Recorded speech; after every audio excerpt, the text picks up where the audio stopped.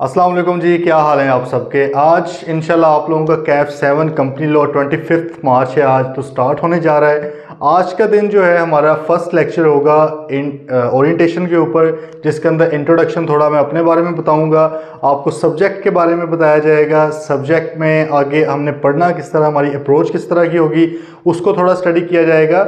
और इसी तरह कुछ और बातें भी जो बड़ी ही इंपॉर्टेंट है हमारे लिए, स्पेशली डिस्टेंस लर्निंग के लिए, उसको भी इंशाल्लाह हम डिस्कस करेंगे। तो सबसे पहले अगर मैं अपने बारे में आपको थोड़ा सा बताऊं तो मोहम्मद शहबाज सिद्दीक मेरा नेम है। मैं एक एसोसिएट चार्टर्ड अकाउंटेंट हूं। एसोसिएट चार्टर्ड अकाउंटेंट का अभी तक आप लोगों को पता लग गया होगा, जो सीए क्वालिफाई करते हैं, आईकैप के मेंबर बनते हैं, तो पहले उनको एसीए कहा जाता है। मतलब अभी हम बुजुर्गान में शामिल नहीं हुए, जब हम बुजुर्ग हो जाएंगे मतलब है कि एटलीस्ट 5 इयर्स का ऑडिट एक्सपीरियंस हो जाए फर्म का, या 10 इयर्स का आपका जॉब का एक्सपीरियंस हो, तो फिर आप एफसीए बन जाते हैं। तो आप अक्सर टीचर्स के नेम के साथ एफसीए सुनते होंगे, कुछ के साथ एसीए सुनते होंगे। आई बिलीव कि आप लोगों को पता होगा। आई जस्ट थॉट कि मैं भी थोड़ा सा बता दूं। तो मैं जी एसीए हूँ। आई डिड क्वालिफाई इन 2021 जुलाई 2021 में मैंने क्वालिफाई किया था अपना चार्टर्ड अकाउंटेंसी। उसके बाद मैं मेंबर बन गया आईकैप का। इसके अलावा मैंने बीबीए किया हुआ है आईबीए पंजाब यूनिवर्सिटी से, और एपीएफए मैं हूँ, मतलब मेंबर हूँ Pakistan institute of public finance accountants का। ठीक है। और अभी करंटली भी मैं एक स्टूडेंट हूँ, क्योंकि मेरा ये मानना है कि इंसान को पूरी ज़िंदगी कुछ ना कुछ सीखते रहना चाहिए। तो अभी मैं करंटली एमफिल कॉमर्स कर रहा हूँ हैली कॉलेज ऑफ कॉमर्स से।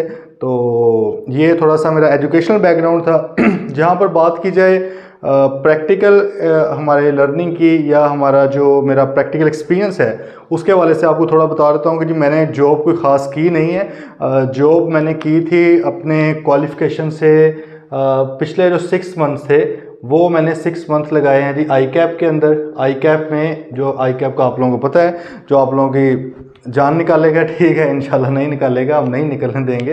तो आईकैप हमारा पेरेंट इंस्टीट्यूट है। वहाँ पर मैंने क्यूसीआर डिपार्टमेंट, जो कि ऑडिटर्स का ऑडिट करते हैं, मतलब ऑडिट फर्म्स को देखते हैं कि क्या वो क्वालिटी उनकी ठीक है ऑडिट के हवाले से, उसमें काम किया। इसीलिए मैंने जो मैं इधर पढ़ाने भी आया हूँ टीचिंग में, वहाँ पर मैंने ऑडिट को अपना सब्जेक्ट भी रखा है। वो रीज़न ये है कि क्योंकि ना मुझे सिर्फ ये पता है कि ऑडिट कैसे करना चाहिए, बल्कि ये भी पता है कि ऑडिट को चेक किस तरह किया जाता है। तो आई थॉट कि एक चीज़, एक स्किल है, एक एक्सपर्टीज़ है, तो क्यों ना इसको स्टूडेंट्स तक भी ट्रांसफ़र किया जाए। खैर, तो ये था जी थोड़ा मेरा मतलब वर्किंग बैकग्राउंड।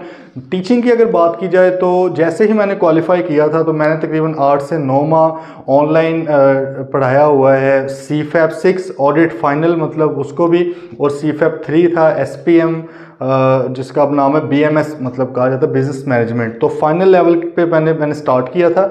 देन आफ्टर वो ऑनलाइन एक प्लेटफॉर्म था, फिर मैंने फ़िज़िकल का सोचा। तो फिज़िकल में मेरा एक ही फर्स्ट एंड लास्ट एक्सपीरियंस जो मेरा था, वो rice college of accountancy Lahore में था। 2 साल तकरीबन मैंने वहाँ पर स्पेंड किए हैं, जहाँ मैंने I2B भी पढ़ाई हुई है, PRC में काफ़ी सेशन उसके पढ़ाए हैं। देन बिज़नेस लॉ पढ़ाया है, अभी लास्ट सेशन का भी बिज़नेस लॉ का। वहाँ पर मेरा जो रिज़ल्ट था ऑटम 23 की अटैम्प्ट का, वो अल्हम्दुलिल्लाह 93% प्लस था उसका रिज़ल्ट। तो फिर सी लॉ भी इस बार पढ़ाया था, ये जो आपकी स्प्रिंग 24 की अटैम्प्ट थी, और ऑडिट एंड इंश्योरेंस भी वहाँ पे पढ़ाई थी। इसका मतलब है कि करंटली मैं 4 सब्जेक्ट्स को पढ़ा रहा हूँ। I2B, PRC 5, Kaif 4 business law, Kaif 7 company law जो हम इंशाल्लाह करने जा रहे हैं, and Kaif 8 audit and assurance. ठीक है जी। तो ये थोड़ा सा मेरे बारे में इंट्रोडक्शन हो गया। अब हम अगर आ जाएं जी सब्जेक्ट के ऊपर, कि सब्जेक्ट हमारा, उसका भी हम थोड़ा इंट्रोडक्शन कर लेते हैं कि क्या क्या उसके अंदर चीज़ें पाई जा रही हैं। आपको थोड़ा आइडिया होगा कि हमारी जो अप्रोच होगी वो वाइट बोर्ड से, मतलब क्लासरूम रिकॉर्डिंग्स ही आप लोगों को अवेलेबल होंगी, तो इसी पे इंशाल्लाह हम लोग किया करेंगे। तो इस सब्जेक्ट की अगर बात की जाए, तो हमारा सब्जेक्ट है जी कैफ 7 कंपनी लॉ। ठीक है। कंपनी लॉ, जैसे कि जी नाम के अंदर ही जाहिर है, एक लीगल नेचर का सब्जेक्ट है। आप लोगों को कैफ 4 मोस्टली लोगों ने तो पढ़ ही लिया होगा। तो कैफ 4 में आप लोगों को आइडिया है कि लॉज कैसे बनते हैं, नेशनल असम्बली, सेनेट जिसको पार्लियामेंट कहा जाता है, सदर साहब साइन वगैरह करके उसके ऊपर अप्रूव कर देते हैं तो लॉज बन जाते हैं। तो ये डिफरेंट लॉज हैं पाकिस्तान के अंदर जो बनाए गए हैं। तो वक्तन फ़वक्तन हम कुछ ना कुछ पढ़ते रहते हैं। पहले हमने कॉन्ट्रैक्ट एक्ट पढ़ा हुआ है, पार्टनरशिप एक्ट पढ़ा हुआ है, वो ऑल्दो पाकिस्तान से पहले से हैं, लेकिन फिर आपने पाकिस्तान के बाद वाले मतलब ये कोई 2010 के करीब जो बने हैं, कुछ एंटी मनी लॉन्ड्रिंग का पढ़ा, डेटा प्रोटेक्शन का पढ़ा, इलेक्ट्रॉनिक क्राइम्स के पढ़े, कंपटीशन एक्ट वगैरह पढ़ा। ठीक है, इसी तरह एक कानून है जी कंपनी लॉ भी। ठीक है, कंपनी लॉ जो है ये एक जनरल टर्म कंपनी लॉ है, और अगर स्पेसिफिकली इस कानून का नाम लिया जाए तो ये कानून का नेम क्या है जी, कंपनीज एक्ट 2017। ठीक है, कंपनीज के ऊपर लगने वाले कवानीन में से सबसे जो मेजर कानून है वो कंपनीज एक्ट 2017। तो क्या इसके अलावा कोई कानून नहीं लगता? कंपनीज के हवाले से बिल्कुल लगते हैं, और भी लगेंगे। कुछ लिस्टेड कंपनीज के ऊपर लगते हैं, कुछ अनलिस्टेड के ऊपर लगते हैं, लेकिन काफ़ी कवानीन हैं। ठीक है, लेकिन हमारा जो सब्जेक्ट है उसके अंदर हमने कंपनीज एक्ट 2017 को पढ़ना है। इसको आज हम थोड़ा इसका इंट्रोडक्शन ले रहे हैं, तो बुनियादी बातें ही हम ऑब्वियसली करेंगे।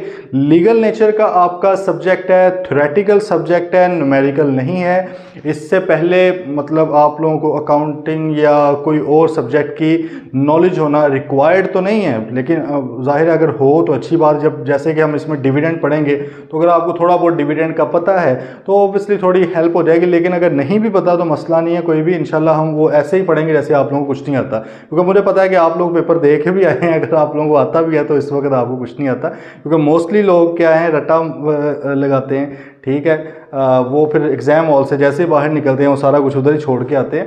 तो वट एवर द केसेस हम इंशाल्लाह इसको कॉन्सेप्चुअली चीज़ को लेकर चलेंगे। तो ये थ्योरेटिकल आपकी नेचर है सब्जेक्ट की।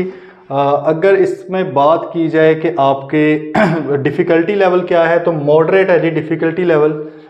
ज़्यादा इजी भी नहीं है, ज़्यादा मुश्किल भी नहीं है, लेकिन स्टूडेंट्स इसको मसला ये है कि इजी वाली साइड पे ले जाते हैं, जिसकी वजह से मसाइल भी पैदा होते हैं।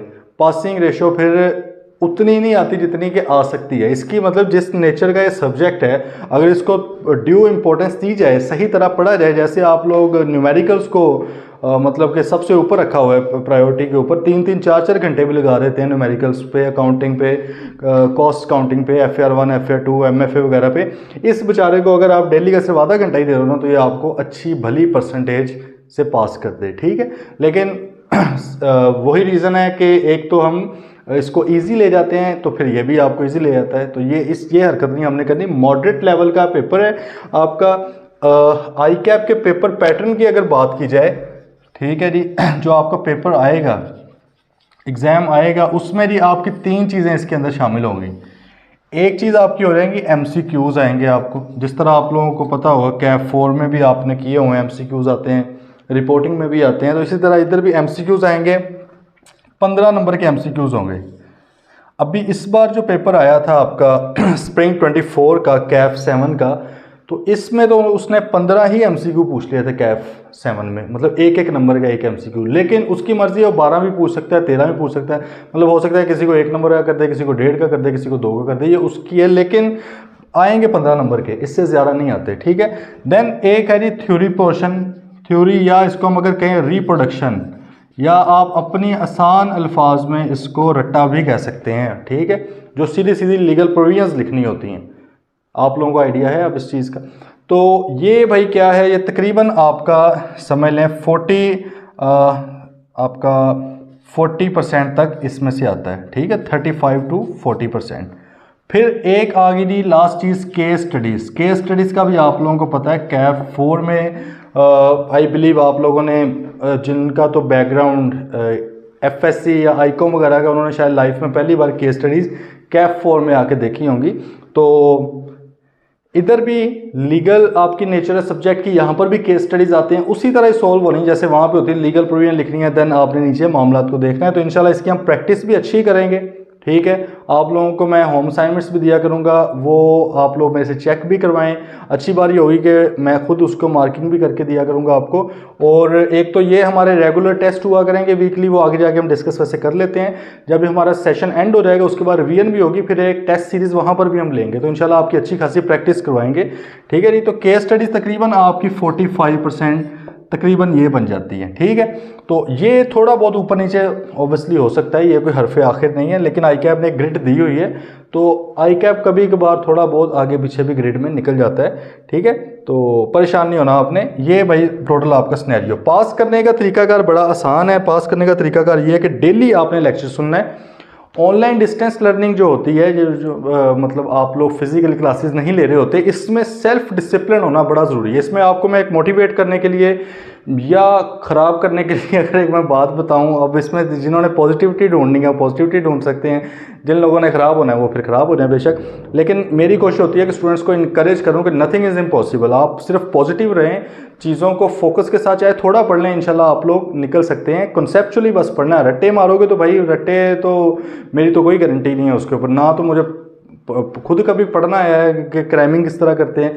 मेरा तो ये मानना है कि एक चीज़ को ऐसे ऐसे बैठ के हिफ्स करने की बजाय बुक को आप उसको मुख्तलिफ औकात में मुख्तलिफ टाइम्स में अगर आप 7-8 बार पढ़ लो कंसेप्चुअली, सिर्फ रीडिंग आप कर लो, तो आपको वो चीज़ कहीं नहीं जाती, इधर बैठी रहेगी। अभी तक अल्हम्दुलिल्लाह मुझे हमारे जो सब्जेक्ट्स थे पिछले, उसमें से कई टॉपिक्स वैसे के वैसे ही याद हैं जैसे बुक से पढ़े थे। ठीक है, तो बात ये थी कि भाई आपने कॉन्सेप्चुअली पढ़ना है।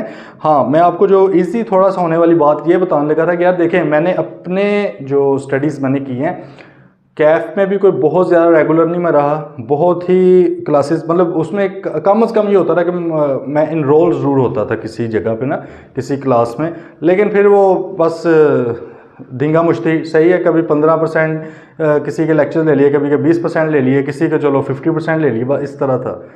लेकिन फाइनल जो कि बिल्कुल ही ऑल टुगेदर एक डिफरेंट गेम है, वहाँ पर सिर्फ एक सब्जेक्ट के BFD एक सब्जेक्ट था, उसके लेक्चर्स लिए थे जाके, उसके अलावा सेल्फ स्टडी सारी की थी, लेकिन अल्हम्दुलिल्लाह पास हो गया। क्यों हुआ? सेल्फ डिसिप्लिन था भाई। ठीक है, डिसिप्लिन आपको लाना चाहिए। बेशक आप 2 महीने भी पढ़ो, लेकिन यार टिका के पढ़ो, फिर भूल जाओ सारा कुछ। फोकस रहे आपका। मोबाइल को आप जिन चीज़ों के लिए यूज़ करते हैं उनके लिए ना करो, उसको एरोप्लेन मोड पे लगाओ या फ्लाइट मोड पे लगाओ उसको, और उसको आपने सिंपल अपने स्टडीज़ पर्पज़ के लिए यूज़ करना है। उसमें नोट्स हैं, वट एवर इट इज़, वो आप उसको स्टडी करें, फोकस करें अपनी स्टडी के ऊपर, इंशाल्लाह आप निकल सकते हो। तो ये तो मतलब मैं आपको एक एक्सट्रीम पोजीशन बता रहा हूँ ना, एक सिनेरियो बता रहा हूँ कि आप उस केस में भी पास हो सकते हैं अगर आप सेल्फ डिसिप्लिन हो। तो ये तो भाई ऑनलाइन सिस्टम वाला तो बहुत ही ईजी सिस्टम है। रमज़ान है, घर में बैठे हुए सुकून से लेक्चर सुने, ना आपको कोई टेंशन है, ना कहीं आने जाने की परेशानी है, ना ये है कि यार पैसे नहीं है जेब में, ट्रांसपोर्ट का मसला है, कोई भी नहीं है मसला आपका। आप सुकून से घर बैठे हैं, सिर्फ एक ही मसला है कि आपने डेली का लेक्चर डेली सुनना है। इसका बेहतर तरीकाकार क्या है कि आप अपने बाकी के लेक्चर्स भी आप ले ही रहे होंगे कहीं ना कहीं से, ठीक है, उसमें एक गुंजाइश निकालने की, भाई 1 घंटा जो है मैंने कैफ 7 के लिए मुख्तस कर दिया है। वैसे हमारी कोशिश होगी कि आपका लेक्चर, मोस्टली जो लेक्चर्स हैं वो 40-45 मिनट्स तक ही हों, और एक और अच्छी बात यह है कि सिर्फ 5 डेज़ अ वीक आपकी क्लास होगी। ठीक है, क्योंकि मैं समझता हूँ कि आप लोगों को मतलब थोड़ी सी दूसरे सब्जेक्ट्स के ऊपर भी फोकस करवाने के लिए मैं अपना सेक्रीफाइस देने को तैयार हूँ, मतलब मैं खुद एफर्ट कर लूँगा ज़्यादा, लेकिन आप लोगों से सिर्फ एक गुंजाइश है, दरख्वास्त है कि आप लोगों ने 7-7 लेक्चर्स बस सुन लेने हैं। तो आप इंशाल्लाह 5 डेज़ अ वीक सुनकर भी आपका ना सिर्फ सिलेबस क्विकली रिवाइज होगा, ख़त्म होगा, उसको रिवाइज भी करेंगे, आपकी प्रैक्टिस भी होगी इंशाल्लाह। सिर्फ अगर आप लेक्चर सुन लें तो आप लोगों का ये पेपर निकल सकता है। ठीक है, तो इस पॉजिटिविटी के साथ आप लोगों ने स्टार्ट करना है। पेपर पैटर्न आप लोगों को थोड़ा समझ आ गया है। आप लोगों की अगर बात की जाए सब्जेक्ट की, तो इसके अंदर जी 12 चैप्टर्स हैं। कितने चैप्टर हैं जी? 12 चैप्टर्स।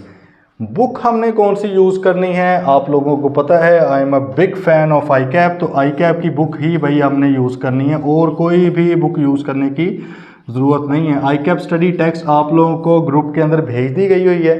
ठीक है, 3-4 दिन पहले आ गई थी। आप लोगों ने क्या करना है, इसका प्रिंट ले लेना है। बेहतर है कि हार्ड फॉर्म में हो, क्योंकि सॉफ्ट में आप वो देखते देखते कुछ और देखने लग जाते हैं, ऊपर से नोटिफिकेशन आता है किसी अच्छे बंदे का, आप वो नोटिफिकेशन पे जाते हैं और फिर सिस्टम सारा। ठीक है, तो आपने उससे बचने के लिए कोशिश करें हार्ड फॉर्म में बुक को, उसके ऊपर नोटिंग वगैरह भी होती है।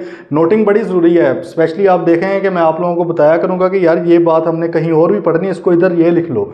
फिर जब अगली जगह पर हम जाएंगे तो मैं फिर क्रॉस रेफर करवाऊँगा कि यार ये पीछे कहाँ पे पढ़ी थी उधर का भी लिंक यहाँ पे लगाओ, क्योंकि देखें लॉ के अंदर मसला ये आता है कि आप लोग अब बिल्कुल सीधे सीधे सवाल नहीं आने लगे। ये जो रिप्रोडक्शन है ये भी बिल्कुल सीधी नहीं आया, नहीं उसने 2-3 चैप्टर्स में से उठाकर बात मिक्स करके आपसे पूछनी है, तो वो फिर तभी होगा ना जब आपने पढ़ा होगा उस तरह। अगर आप सिर्फ ये सोच लो कि यार मैं उस तरह की प्रैक्टिस करके पास हो जाऊंगा, अच्छा ये भी अब एक है, इसको क्या मिसकंसेप्शन कह सकते हैं या एक मिसअंडरस्टैंडिंग है कि स्टूडेंट्स कहते हैं यार मैं पढ़ूंगा तो जब पढ़ते हुए मेरी अप्रोच होगी वो तो मैं चैप्टर वाइज पढ़ूंगा, मतलब हर चैप्टर को बस उसकी हद तक रखा, दूसरा चैप्टर आ गया बस उसकी हद तक, फिर तीसरा, इस तरह मैं 12 चैप्टर पढ़ूंगा। लेकिन जब मैं प्रैक्टिस करूंगा तो मैं ऐसे क्वेश्चन उठाऊंगा जिसमें 3-4 जगह से है। नहीं भाई, सिर्फ प्रैक्टिस करने से नहीं है फिर मामला। पहले तो आपने शुरू से एक अपनी अप्रोच बनाई ना, आपकी अप्रोच ही होनी चाहिए कि यार मैंने चीज़ों को लिंक करके लेके चलना है। आप जब पढ़ रहे हो आपके माइंड में फ़ौरन क्लिक कर जाए अगर ये बात पहले कहीं पढ़ी हुई है तो, ये इस अप्रोच के साथ हमने चलना है। बात आई है आपको समझ कि भाई एक बार यहाँ पर डिस्कस हुई है, आगे जाकर भी कहीं पे होनी है तो हम यहाँ पर ही मेंशन कर लें कि सर ये आगे जाके भी ये वाली बात होनी है। फिर जब आगे पहुँच जाएंगे वहाँ से हम पीछे दोबारा आए, हमारा डबल रिवीजन साथ साथ होती जाएगी इंशाल्लाह, चीज़ें नहीं आपके माइंड से कहीं पे भी जाने लगी। ठीक हो गया। तो 12 चैप्टर्स हैं जी। आई कैप की स्टडी टेक्स्ट को हमने यूज़ करना है, साथ साथ आप लोगों को मैं जैसे ही चैप्टर एंड हुआ करेगा उसके MCQs भी मैं करवाया करूँगा, उसके ऊपर आप लोगों को लेक्चर मिल जाया करेगा, उसकी जो होम असाइनमेंट में आप लोगों को भी दिया करूँगा, उसमें से कुछ जो थोड़े मुझे लगेगा कि कम्प्रीहेंसिव क्वेश्चंस हैं उस चैप्टर के, वो मैं खुद आप लोगों को क्लास में करवाऊँगा, बाकी आप लोगों को भी दिया करूँगा, आपने वो करने हैं वो मेरे से चेक करवा सकते हैं। ठीक है, ये देखें ये फैसिलिटी आप मतलब कि इसके ऊपर मुझे ये लगता है कि आप लोगों का राइट है, आप लोगों को मिलना चाहिए, कि बजाय इसके कि मैं TAs वगैरह से करवाऊँ। ऑब्वियसली मेरा टाइम आप लोगों को आइडिया होगा कि मैं प्रैक्टिस भी कर रहा हूँ फुल टाइम। ठीक है, ये शायद मैं अपने इंट्रोडक्शन में बताना भूल गया था कि मैं प्रैक्टिस कर रहा हूँ full time. Shahbaz Hanan and Co audit firm है मेरी, QCR रेटेड ऑडिट फर्म है, अल्हम्दुलिल्लाह अच्छी ग्रो कर रही है, उसके अंदर भी मैं बिजी होता हूँ, लेकिन फिर भी मैं आप लोगों के लिए टाइम निकालने को रेडी हूँ। क्यों? क्योंकि आई फील कि TAs की बजाय अगर मैं खुद पेपर मार्क करता हूँ मुझे पता लगेगा कि आप लोगों की वीकनेसेस कहाँ पे हैं, मैं आप लोगों को आपकी स्ट्रेंथ भी बताऊंगा कि कौन कौन सी आप चीज़ बेहतर कर रहे हैं, इसको मज़ीद बेहतर करें। पता लग गया था पेपर देख के। और सबसे अच्छी बात यह है कि मुझे आइडिया होगा कि आप लोगों को कौन कौन से कॉन्सेप्ट्स के अंदर वीकनेस है। ठीक है, क्योंकि देखें अगर 10 स्टूडेंट्स ने पेपर दिया है और 10 में से कुछ 7-8 एक ही कॉन्सेप्ट को गलत कर रहे हैं, इसका मतलब है कि स्टूडेंट में मसला नहीं है इंडिविजुअली, मसला फिर हो गया कि कहीं कॉन्सेप्ट आपको समझ नहीं आया। मैं उसके ऊपर दोबारा फोकस करके आपको मज़ीद बेहतर तरीके से समझाने की ट्राई करूँगा, तो आप लोग इससे प्लीज़ फ़ायदा उठाएँ इस चीज़ का। तो भाई आप लोगों के 12 चैप्टर्स हैं। आपका जो सिलेबस है बड़ा सिलेबस नहीं है, छोटा सिलेबस है, छोटी सी आपकी बुक है। इसमें से अगर आप एग्जांपल्स आई कैप की प्रैक्टिस क्वेश्चंस वगैरह MCQs वो सारे निकाल दें, लिटरली मुश्किल से शायद 90 पेज भी नहीं बचते जो पढ़ने वाले हैं। सही है। तो छोटा सिलेबस है, लेकिन ऑब्वियसली हर चीज़ के ऊपर डिस्कशन होनी है, वो हम इंशाल्लाह क्लास के अंदर डिटेल में करेंगे। उसके पीछे आपको लॉजिक भी बताऊँगा, और साथ साथ अच्छी बात यह है कि आपको प्रैक्टिकल एस्पेक्ट बताया जाएगा कि यार क्या ये प्रैक्टिकली भी इसी तरह चीज़ एग्जिस्ट कर रही है या प्रैक्टिकली कुछ और इसका मोड है, क्योंकि है इस तरह मामला। ठीक है, वो आप लोगों को साथ साथ बताए जाएंगे। बात आपको आ गई है समझ थोड़ी? ठीक है। नेक्स्ट अगर अब हम चलें तो टेस्टिंग की बात कर लेते हैं। आप लोगों के टेस्ट भी होंगे, थोड़ा सा तो मैंने आप लोगों को आइडिया दे दिया है कि टेस्ट आपके जो मैं खुद मार्क करूँगा, लेकिन अब इसमें थोड़ा डिटेल में अगर जाएं तो जी एक तो आपके वीकली टेस्ट होंगे, फर्स्ट वीक से ही आप लोगों के टेस्ट स्टार्ट हो जाएंगे। ये वीक आप पूरा सुने, 5 डेज़ आपकी क्लास होगी, मतलब है कि आपकी फ्राइडे तक क्लास होगी, सैटरडे संडे आपका ऑफ हुआ करेगा। इन केस अगर कभी ऑन करना हुआ, मेरा नहीं ख्याल कि ज़रूरत पड़ेगी, हम इंशाल्लाह इस तरह स्मार्टली लेकर चलेंगे चीज़ों को, लेकिन इन केस पड़ भी गई ज़रूरत तो मैं आप लोगों को पहले बता दूंगा। 5 डेज़ आपकी क्लास होगी जी, वीकली आप लोगों के टेस्ट हुआ करेंगे। डे इसका आप लोगों को अनाउंस हो जाएगा 2-4 दिन में ही। ठीक है, डिफरेंट स्टूडेंट से मशवरा करके कि उन्होंने बाकी भी ज़ाहिर है कहीं ना कहीं पे सब्जेक्ट ले रहे हैं, क्योंकि इस वक्त हम ग्रो वाइज के प्लेटफॉर्म से 3 सब्जेक्ट्स पढ़ा रहे हैं, कैफ 4, कैफ 7 एंड कैफ 8। तो आप लोग बाकी सब्जेक्ट्स कहीं और से भी ले रहे होंगे, तो ताकि उसके साथ आपका क्लैश भी ना आए, आप तसल्ली से पेपर दे सकें। तो वो कोई ना कोई हम टाइम निकाल लेंगे, डे इसका निकाल लेंगे, पूरा डे आप लोगों के पास होगा। वीकली टेस्ट होगा। आप लोगों ने करना क्या है, आप लोगों को ग्रुप के अंदर इसको मैं कह सकता हूँ शेयर शेयर्ड इन ग्रुप, सही है। व्हाट्सएप ग्रुप आप लोगों का बन गया हुआ है, उसके अंदर टेस्ट शेयर कर दिया जाएगा आप लोगों के साथ, ठीक है। आपने करना क्या है, टेस्ट सॉल्व करना है तो, और आपने सेंड करना है जी, send back to coordinator. Coordinator का आप लोगों को पता लग गया होगा, स्पेसिफिकली मैं दोबारा से भी उनका बता दूंगा। तो कोऑर्डिनेटर को आपने अपना जो है टेस्ट है पीडीएफ फॉर्म में स्कैन करके, पिक्चर्स नहीं बनानी भाई, पता लगे 10 पेजेस का टेस्ट है 10 तस्वीरें लेकर भेज रहे, मैं कहाँ तस्वीरें ढूंढता फिरूँ। तो ज़रा खुद अकल को इस्तेमाल करना है, ठीक है। जो अगर आपको कोई फैसिलिटी दी जा रही है तो आपने खुद भी अपनी कॉमन सेंस यूज़ करना है कि हम इस फैसिलिटी को बेटर किस तरह यूज़ कर सकते हैं, ठीक है। तो क्योंकि ये जो टेस्ट होंगे ना, ये आप अपने पास सेव भी रख सकते हैं। पिक्चर्स बनाते फिरेंगे तो वो कहाँ बाद में पिक्चर्स ढूंढते फिरोगे, उस पिक्चरों में कुछ और पिक्चरें भी होंगी, तो वो डिलीट करते करते आपने ये भी डिलीट कर बैठना है। इसलिए तसल्ली से आपने स्कैन करना है, स्कैन करके उसको नेम देना है फाइल का। जैसे आप नेम उसको दे सकते हैं जी, हसान सीलो T1, ये आपने लिख दिया जी। इस तरह कोई भी मतलब, लेकिन वो समझ आनी चाहिए ना चीज़। ये हसान का सीलो का टेस्ट 1 है ये आपने सिंपल क्या किया, पीडीएफ हमें सेंड कर दी। पीडीएफ को मार्क करके इंशाल्लाह नेक्स्ट वीक तक, वैसे कोशिश होगी 3 से 4 दिन में, मेरी कोशिश यही होती है कि साथ साथ चीज़ें अगर निपटा ली जाएँ तो बेहतर है। तो आप लोगों को वो हम टेस्ट मार्क करके, mark test will be return, वो कोऑर्डिनेटर जो हैं वो आपको पर्सनल आपके व्हाट्सएप में भेज देंगे और हम इसकी प्रोग्रेस रिपोर्ट भी बना रहे होंगे, ठीक है। प्रोग्रेस रिपोर्ट भी बन रही होगी। आपका जब दिल चाहता है आप पूछ सकते हैं हमसे कि सर मैंने अभी तक कितने टेस्ट दिए हैं और उसमें मेरे कितने कितने मार्क्स हैं। ये भी हम चीज़ साथ साथ हमारी मेंटेन हो रही होगी। और जब आप लोगों के सारे टेस्ट ख़त्म होंगे, आप लोगों की सारी शेयर की जाएगी पूरी शीट, जिसमें हर बंदे का नाम आ रहा होगा, उसके कौन कौन से टेस्ट दिए हैं, कितने कितने मार्क्स हैं, ये सारा सिस्टम उसमें आ जाएगा। और इसमें एक इंटरेस्टिंग पैकेज आप लोगों को मोटिवेट करने के लिए 2 चीज़ें हम इसके अंदर इंक्लूड कर रहे हैं। एक तो ये है कि जो लोग टॉप करेंगे इसके अंदर, टॉप 3 जो होंगे लोग, सही है, मार्क्स के अंदर तमाम टेस्ट में, उनको जो कैफ 8 है, ठीक है, मेरे पास वो फ्री ऑफ कॉस्ट हम ऑफ़र करेंगे नेक्स्ट सेशन में। आगे समझ, वो आप लोगों को इंशाल्लाह फ्री ऑफ कॉस्ट ऑफर कर दिया जाएगा जो लोग टॉप 3 इसको करेंगे टेस्ट में। और दूसरा ये है कि आप लोगों को जो टॉप 3 है उनको कोई ना कोई कैश प्राइज़ भी जैज़ कैश के थ्रू भिजवाया जाएगा, ताकि आप लोग थोड़ा मोटिवेट हों। इसलिए अभी से भाई पढ़ना स्टार्ट करें, मुफ्ता लगवाना है अगर, तो ठीक है जी। अच्छा, ये हो गया। अब ये तो हो गए वीकली टेस्ट, प्लस इसमें क्या हो जाएंगी, आपकी असेसमेंट्स आ जाएंगी, ठीक है।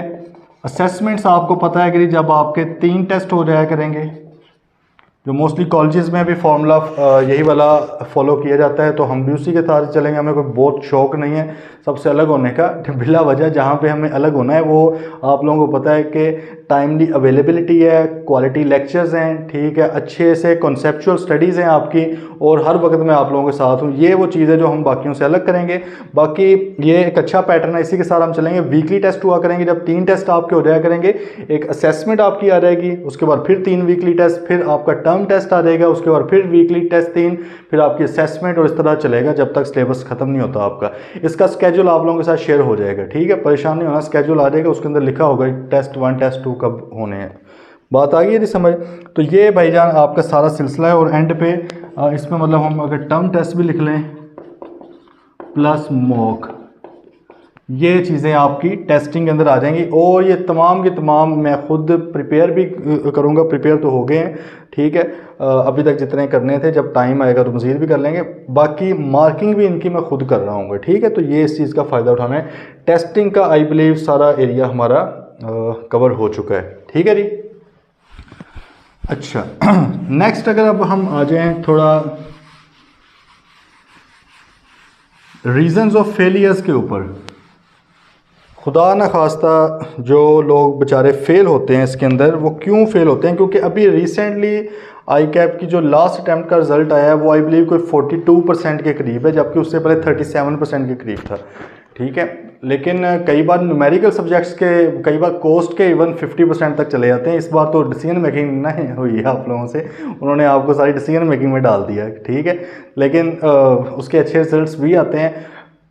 ये जो कैफ 4 या कैफ 7 है या इवन कैफ 8 तो खैर मुझे ये मेरे अपने पर्सनल ओपिनियन में कैफ का सबसे बड़ा सब्जेक्ट है, ठीक है।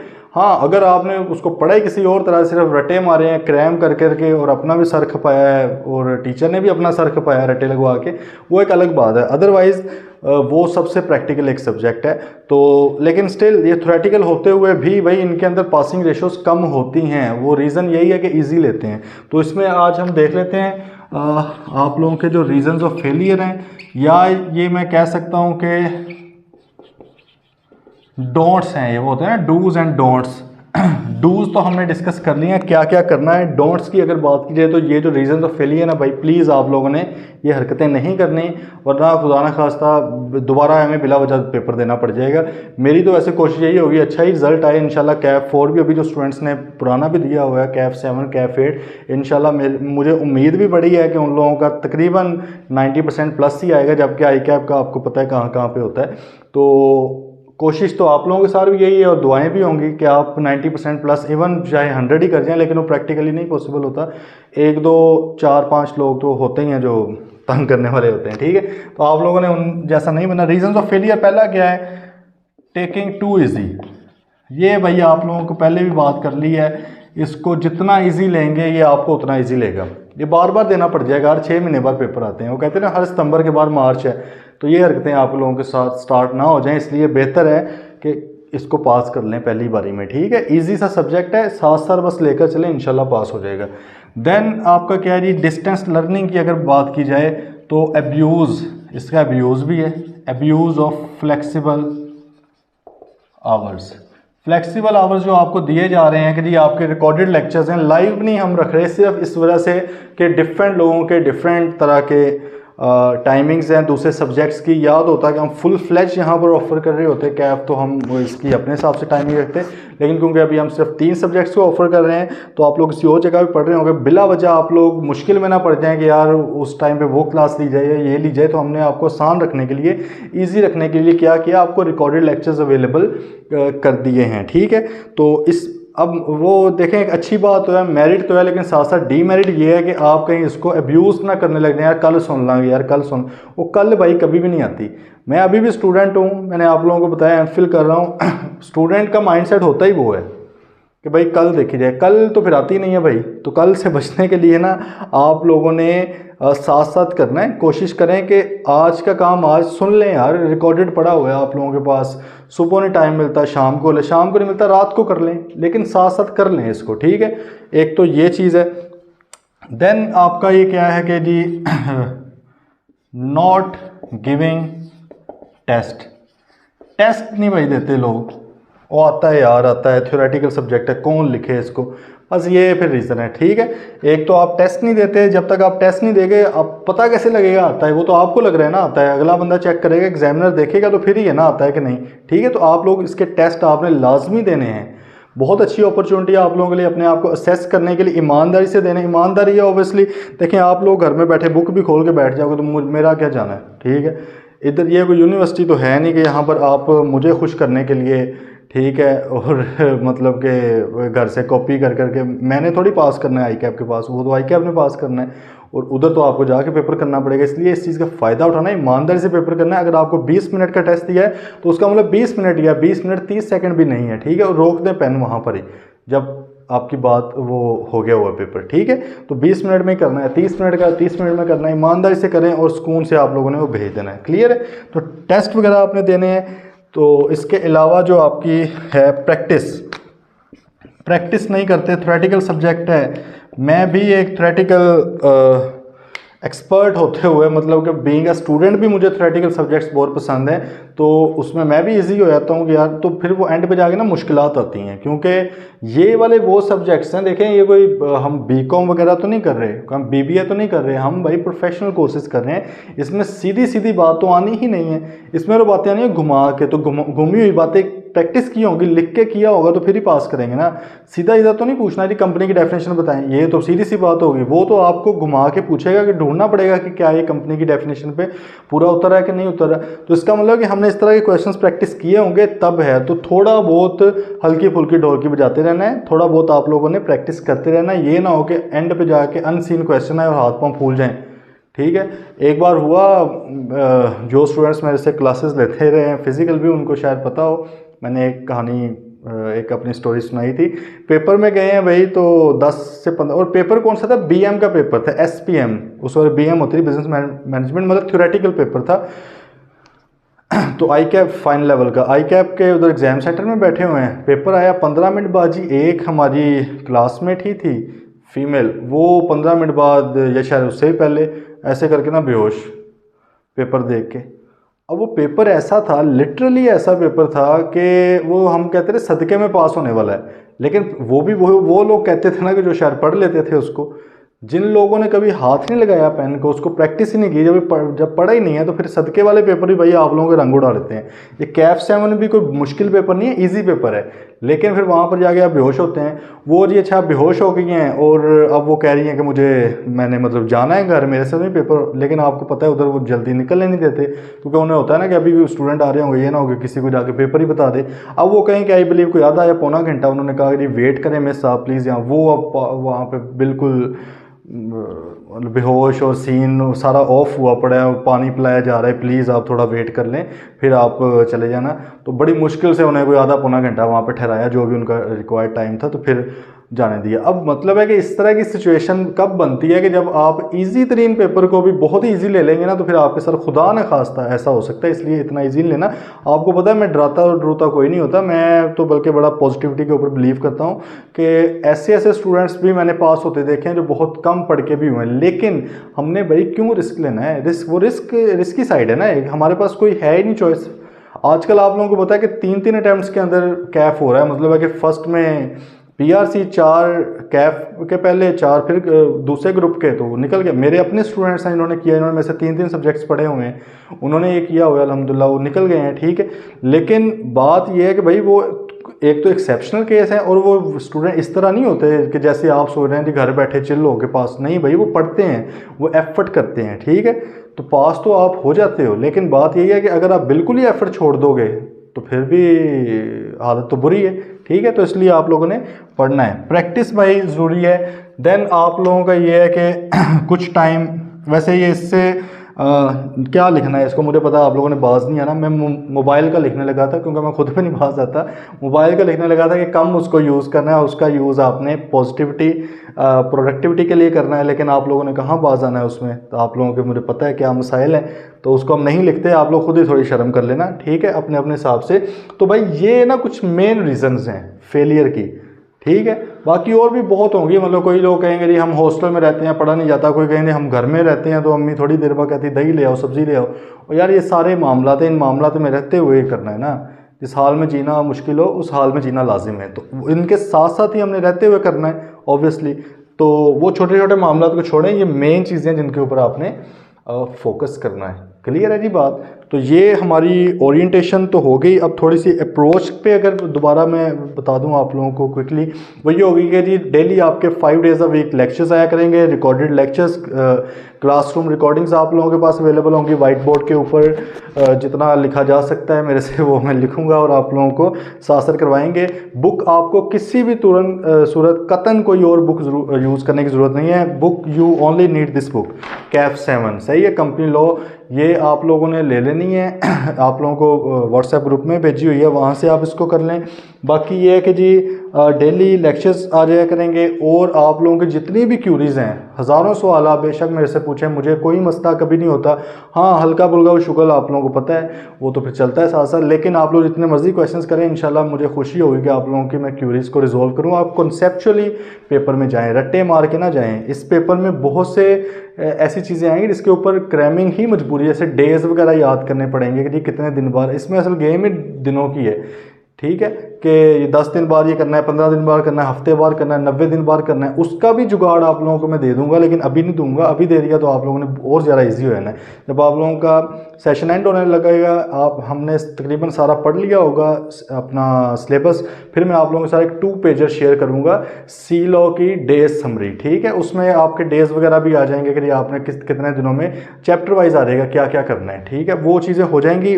आप लोगों ने स्टडी रिसोर्सेज की टेंशन नहीं लेनी, मटेरियल की टेंशन लेनी कि कभी किसी टीचर की बुक उठा रहे हैं, कभी किसी टीचर की, कोई ज़रूरत नहीं है यार। आई कैप ने बहुत ही ज़बरदस्त बुक लिखी है।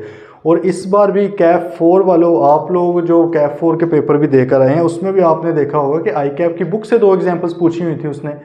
एक उसने आई बिलीव वो पार्टनरशिप से शायद पूछी थी एग्जाम्पल्स, और एक कोई और थी। ठीक है, मैंने तो वो देखा रहा है क्वेश्चन उसी में से उसने थोड़ा सा वर्डिंग वगैरह चेंज करके सवाल पूछ लिया आपसे। कैप 7 में भी उसने एक क्वेश्चन जो है वो एग्जाम्पल में से पूछा हुआ है। मतलब ये मैं उससे हटके बता रहा हूँ, जो कि एमसीक्यूज वगैरह हैं वो तो आने ही बुक में से हैं। ठीक है, ये मैं उससे हटके बता रहा हूँ। तो भाई आई कैप की बुक बहुत ही ज़्यादा ज़रूरी है। आई कैप की एग्जाम्पल्स, आई कैप की जो प्रैक्टिस है, टेस्ट हैं या क्वेश्चन है, वो बड़े ज़रूरी हैं। इसके ऊपर एफर्ट लगाई हुई है, मेहनत की आई कैप ने, और अच्छी लैंग्वेज में लिखा हुआ है। कोई इतनी मुश्किल लैंग्वेज नहीं है। जहाँ पे मुश्किल लैंग्वेज होगी मैं हूँ ना, मैं आप लोगों को बता दूंगा कि यार आप इसको अपने अल्फाज में लिख लो। कॉन्सेप्ट नहीं आपने हिलाना, सही है, वो चेंज नहीं आपने करना।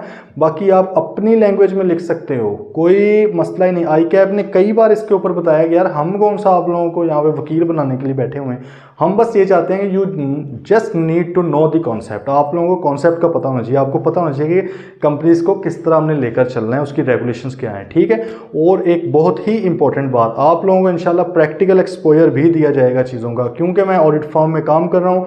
हमारा तो डेली का ही मतलब काम है, डेली अल्हम्दुलिल्लाह कंपनीज वगैरह हम रजिस्टर कर रहे होते हैं। तो आप लोगों को मैं कंपनीज रजिस्टर करना भी सिखाऊंगा, प्रैक्टिकली कैसे रजिस्टर करते हैं। वैसे तो चैप्टर 1 के अंदर ही हम पढ़ लेंगे रजिस्ट्रेशन ऑफ कंपनीज, लेकिन चैप्टर 1 में क्योंकि वो बात तो कर देता है, लेकिन उसमें कई डॉक्यूमेंट्स ऐसे हैं जिनको डिटेल में पढ़ना ज़रूरी है। वो पढ़ते पढ़ते तकरीबन 3-4 चैप्टर्स हमारे हो जाएंगे। जो हम 3-4 चैप्टर्स पढ़ लेंगे, आप थोड़े से मैच्योर हो जाएंगे, आपका मैच्योरिटी लेवल थोड़ा ऊपर आ जाएगा।